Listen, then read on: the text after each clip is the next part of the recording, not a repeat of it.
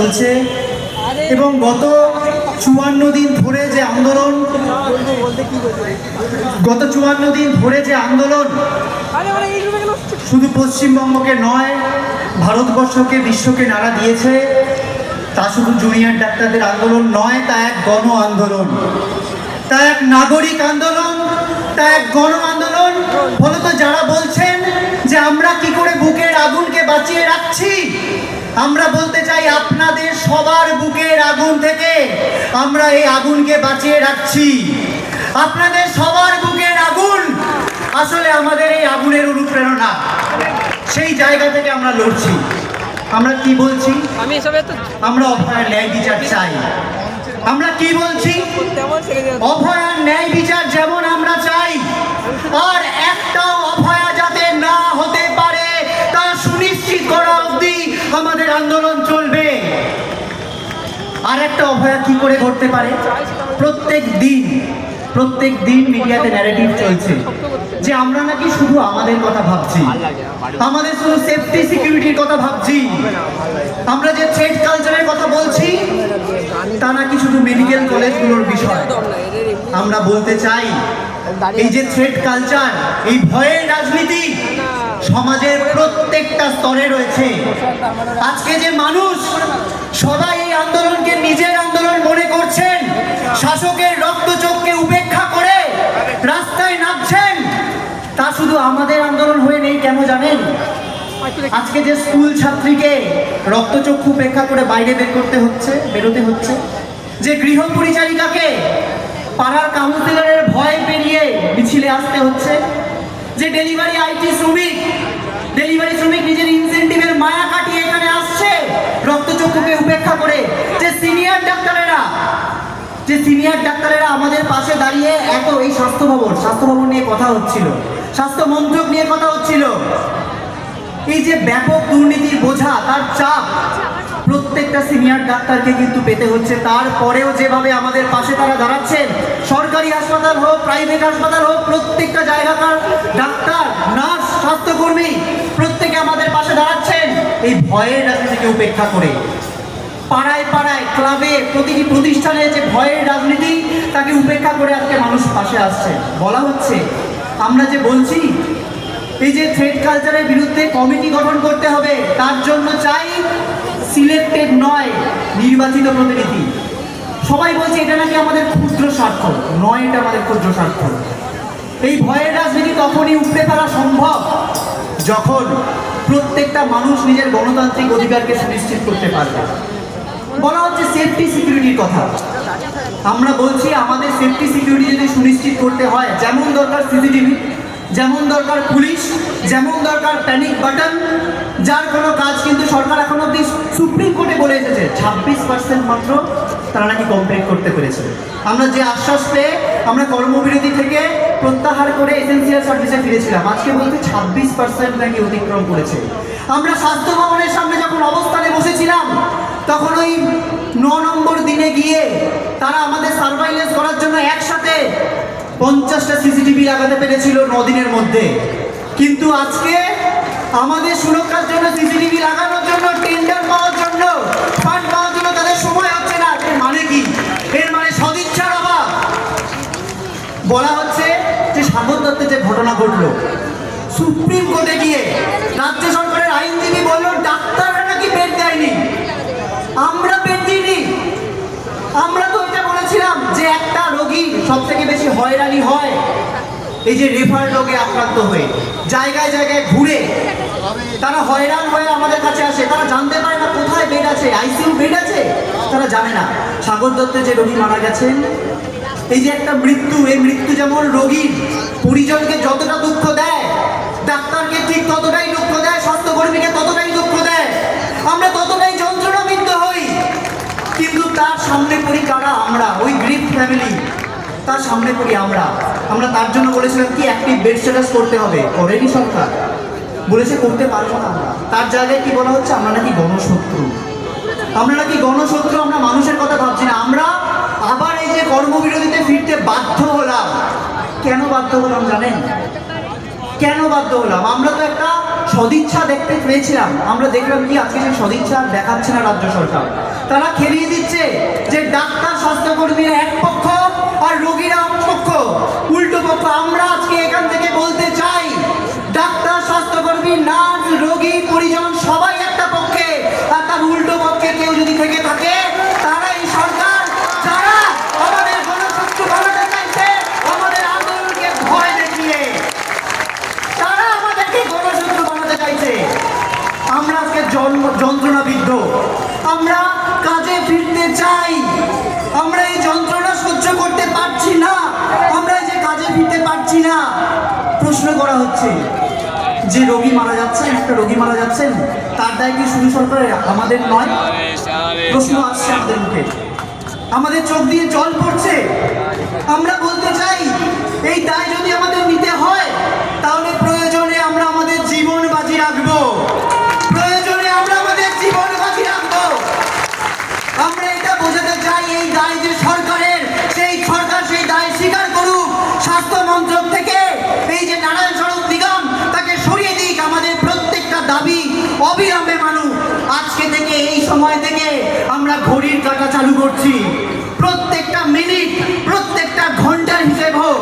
Senior ডাক্তাররা আমাদের পাশে আসুন, সরকারি জায়গা, বেসরকারি জায়গা, সিনিয়র ডাক্তাররা, নার্সরা প্রত্যেকে আমাদের পাশে এসে এই জায়গাটা বলুন, আমরা গণশত্রু নই। আসলে আমাদের যাদের বিরুদ্ধে লড়িয়ে দেওয়ার চেষ্টা হচ্ছে তার বিরুদ্ধে আমরা লড়তে চাইছি, আমরা বলতে চাইছি, আমরা কর্মবিরতি তুলতে চাই, আমরা এই মুহূর্তে কর্মবিরতি তুলতে চাই, কিন্তু আমাদের এই দাবিগুলো না মানা হলে আমরা কোন ভরসায় করবো, কোন ভরসায় আমরা জানবো না কালকে গিয়ে আরেকটা অভয় আমার সাথে ঘটবে না? কোন জায়গায় গিয়ে বলা হচ্ছে যে আরেকটা আর্জিকর করে দেবো, শাসক দলের বিধায়ক হুমকি দিচ্ছেন 50,000 লোক পাঠিয়ে ডাক্তারদের তুলে পাঠিয়ে দেওয়া হবে। এর জায়গা থেকে আমরা সুরক্ষিত কিভাবে বোধ করব? আজকে এই যে আন্দোলন, গণ আন্দোলন হয়ে উঠেছে, তার জোরের জায়গা কিন্তু এটাই। এই যে আগুন আমাদের বুকে জ্বলেছে, পশ্চিমবঙ্গের প্রত্যেকটা মানুষের বুকে উঠেছে, ভারতবর্ষের প্রত্যেকটা মানুষের বুকে উঠেছে, এই আগুনকে আমরা জ্বালিয়ে রাখবো এবং প্রমাণ করব ডাক্তার, রোগী সবাই এক পক্ষ, উল্টো দিকে যারা রয়েছে তারা আজকে পক্ষ বাছুন, যে আজকে এই সবার পক্ষে তারা আসবেন নাকি উল্টো পক্ষে থেকে আমাদের আন্দোলনকে কালিমা লিপ্ত করতে চাইবেন, এটা তারা ঠিক করুন। আমরা তাদের সময় দিচ্ছি, প্রত্যেক ঘন্টা, প্রত্যেক মিনিটের হিসাব আমরা করব। আমরা এও বলতে চাই, সবাই বলছেন রাজ্য প্রশাসনকে তো তোমরা এত কিছু বলছো, সিবিআই তাকে কিছু তোমরা বলছো না। আমরা বলতে চাই, আমরা কাউকে ভরসা করতে পারছি না। আমরা দেখেছি যে সিবিআই সুপ্রিম কোর্টে কি বলছে এবং আমাদের সেশন কোর্টে সিবিআই এর লয়াররা কি কথা বলছে, চরম দায়িত্ব জ্ঞানহীনতা। আমরা দেখেছি সিবিআই সুপ্রিম কোর্ট সুমোটন কেস নেওয়ার পর, সুপ্রিম কোর্ট সিবিআই দায়িত্ব নেওয়ার পর কতগুলো কেস আজও অমীমাংসিত আমরা দেখেছি। ফলত আমাদের এই আন্দোলনের আগুনকে যদি আমরা জিইয়ে রাখতে না পারি তাহলে হয়তো ওপর ওপর কোনো সিটিং হয়ে যাবে, হয়ে যাবে। আমরা এই সিটিং করতে দেব না। প্রয়োজন হলে আমরা দিল্লি যাব, প্রয়োজন হলে আমরা এই যে প্রত্যেকটা কেস যেগুলো আজকে অমীমাংসিত, আজকে যে অমীমাংসিত, প্রত্যেকে একসাথে বসে অভয়ার জন্য আমরা যেমন আছি, বহু বিচার অমীমাংসিত, তাদেরকে একসাথে নিয়ে দিল্লির বুকে হোক আমরা একসাথে আওয়াজ তুলব। এই কথাটা কেউ যাতে ভুলে না যায়, কেউ যাতে ভুলে না যায় যে আমাদের আন্দোলনের সূচিবুক একমাত্র রাজ্য সরকার, অবশ্যই রাজ্য সরকার, অবশ্যই দায়িত্ব জ্ঞানী এই রাজ্য সরকার। তাদেরকে আমরা আলটিমেটাম দিচ্ছি, প্রত্যেক ঘন্টা মিনিটের আলটিমেটাম দিচ্ছি, কিন্তু এই চাপ যেন সিবিআই অনুভব করে, মহামান্য সুপ্রিম কোর্টও যেন এটা মনে রাখেন, আমাদের স্বর এভাবে দমিয়ে দেওয়া যাবে না। আমাদের এই নাগরিক আন্দোলন, আমাদের এই গণ আন্দোলন এই অভয়ার বিচারকে ছিনিয়ে আনবেই এবং এটা সুনিশ্চিত করবেই যে আর একটাও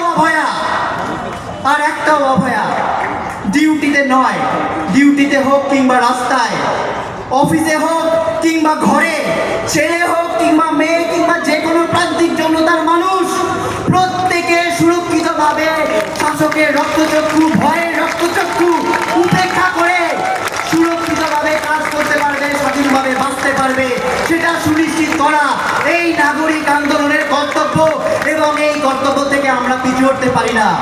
যদি পিছু হটি, আমরা আয়নার সামনে দাঁড়াতে পারবো না। আজকে যদি পিছু হটি, বাড়ি ফিরে আমরা ভবিষ্যৎ প্রজন্মের সামনে মুখ নিয়ে তাকাতে পারবো না, আয়নার সামনে দাঁড়াতে পারবো না। এই দায় আমাদের আছে, এই অঙ্গীকারবদ্ধতা আমাদের জুনিয়র ডাক্তারদের আছে, সিনিয়র ডাক্তার, নার্স, প্রত্যেকটা স্তরের মানুষ, নাগরিক আন্দোলনের থেকে যারা প্রত্যেকে এসেছেন। আজকে এই আন্দোলনের আয়োজক শুধু আমরা নই, শুধু West Bengal junior doctor front নয়, এখানে রয়েছে আমরা তিলোত্তমার মতো অংশ, এখানে রয়েছে ইস্ট বেঙ্গল মোহনবাগান মহামেডান ক্লাবের মানুষেরা, আইটি ওয়ার্কাররা, প্রত্যেকটা সিনিয়র ডাক্তারদের সংগঠন, প্রত্যেকে আজকে এর সহ আয়োজক, প্রত্যেকে নার্সদের সংগঠন, প্রত্যেকে আজকে এটা সহ আয়োজক। এটা কি প্রমাণ করে? আমরা আমাদের এই আন্দোলনের আগুনকে নিভতে দেব না।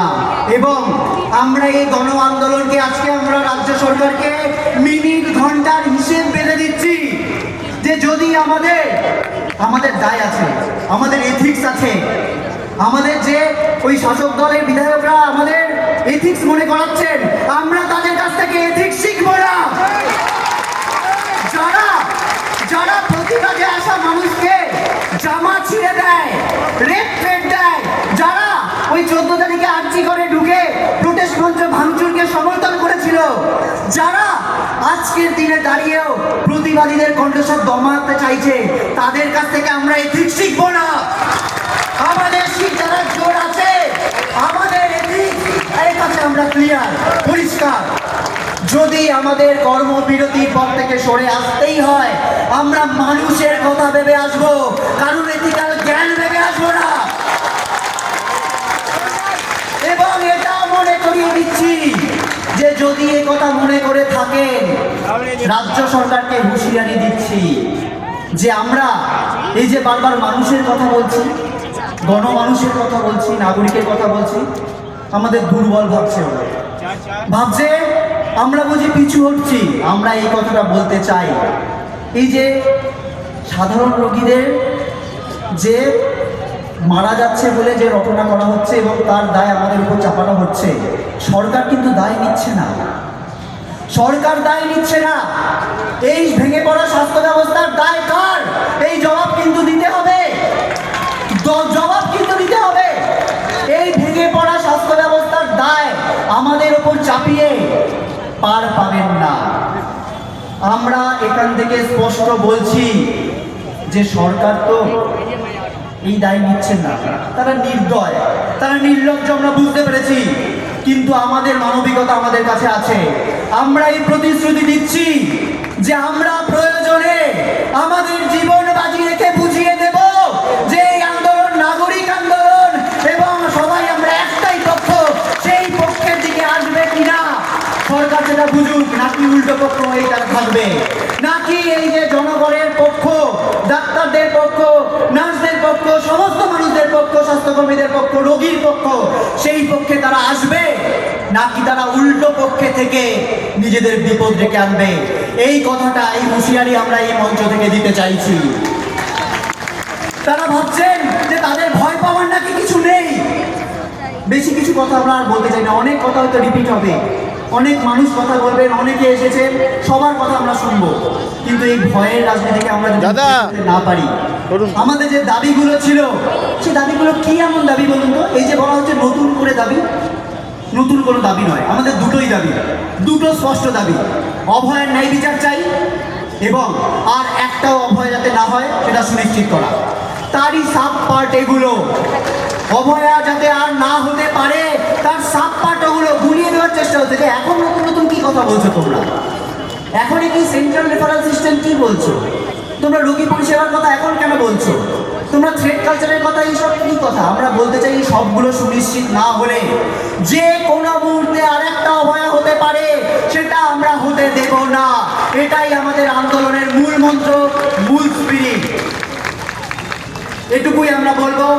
আজকে যে নাগরিক আন্দোলনের যে বিশাল স্বর আমরা দেখতে পেলাম, আজকে এই মহালয়ার দিন আজকে যে মহালয়ার দিন, যে মহামিছিল প্রমাণ করলো যে আমরা সবাই এখনো ঐক্যবদ্ধ। এই ঐক্যবদ্ধ থাকার বার্তা দিয়ে আমরা মিনিট ঘন্টা বেঁধে দিয়ে আমি আমার বক্তব্য শেষ করছি। আমরা বলতে চাই এই আন্দোলনের পথ কিন্তু আমরা ছাড়বো না, এবং এই আন্দোলন কিন্তু সব মানুষকে, একদম শেষতম মানুষটাকে পাশে নিয়ে আমরা চালাবো।